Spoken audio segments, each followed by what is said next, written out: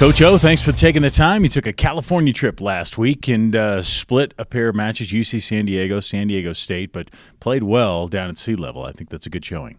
I think we did. You know, it's always a challenge for us to go and play outdoors at sea level, and this was a big test for our team. You know, our last two matches were also outdoors at sea level down in Florida, and we backed it up, starting off with a good win against a strong UC San Diego team. Tell me about what you saw in the matches that you really were pleased with.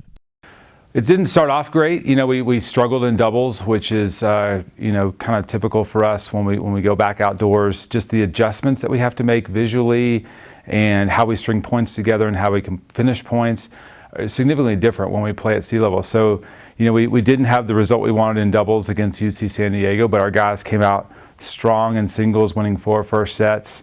And then it got really close. You know, UC San Diego fought back, got into some third sets. Nick Vroman was really the guy that kept us alive in the match against UC San Diego, because their team, like I said, was putting us on the brink of getting down 3-1. And Nick Vroman came back and won a second set tiebreaker that stretched the match into a third set. And then his fitness just proved to be stronger than his opponents.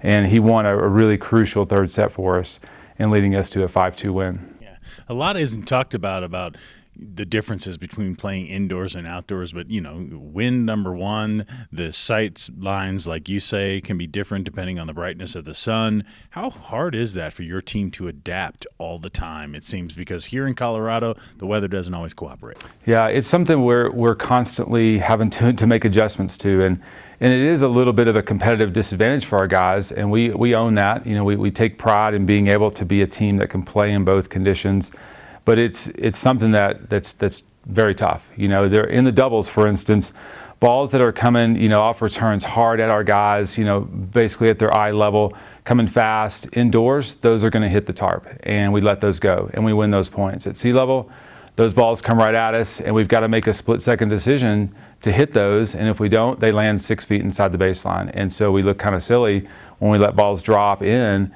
that outdoors or indoors here are going to go long. So those are just really small but important critical decisions we have to be able to make, and it's tough to make that adjustment in just a day or two of practice. So that's what our guys are facing every time we switch environments. Yeah. Even tougher when you play a team, say, like San Diego State, one of the better teams in the Mountain West, but competing with those teams and getting better as you continue to go along here, I think is going to help you when you get to that tournament.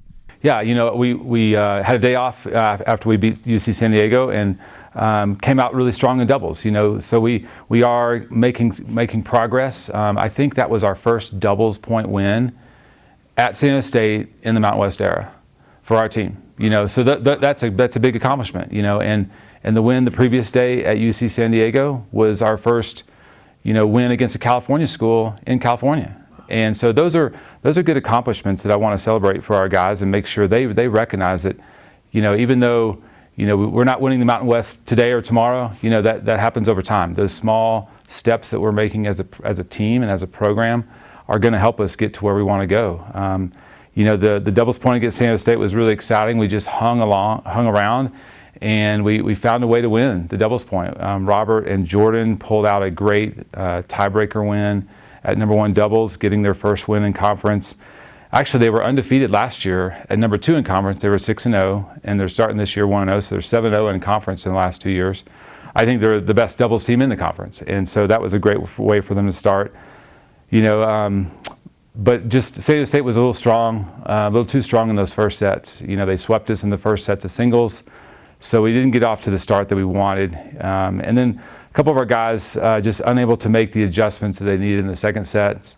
We did split at number 1 and number 2.